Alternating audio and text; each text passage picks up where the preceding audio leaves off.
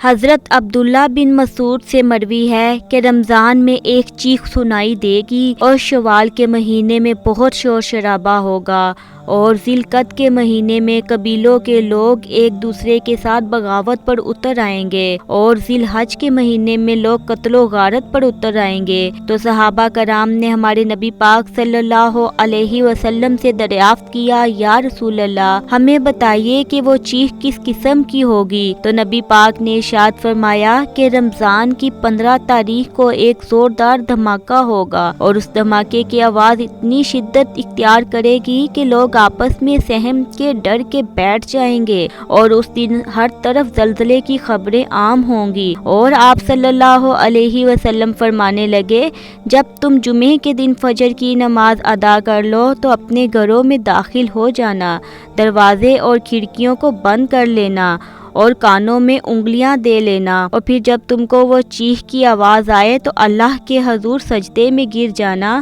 اور مجھ پر درود بھیجنا۔ اور آپ صلی اللہ علیہ وسلم نے فرمایا، جس رمضان کی 15 تاریخ کو اس چیخ کی آواز سنائی دے گی، اس رات چاند گرہن بھی لگے گا اور اس صبح کو سورج گرہن بھی لگے گا، اور اس رمضان سے لے کے اگلے رمضان تک اس ٹائم پیریڈ کے دوران میں قیامت برپا ہو جائے گی، اور اسی رمضان کے بعد تمام بڑی قیامت کی نشانیاں ظہور پذیر ہونا شروع ہو جائیں گی، اور ہر کوئی ایک دوسرے کی جان کا پیاسا ہوگا۔ تو اللہ سے دعا ہے اللہ تعالی ہمیں سیدھا راستہ دکھائے اور ہمارا خاتمہ ایمان پر ہو، آمین۔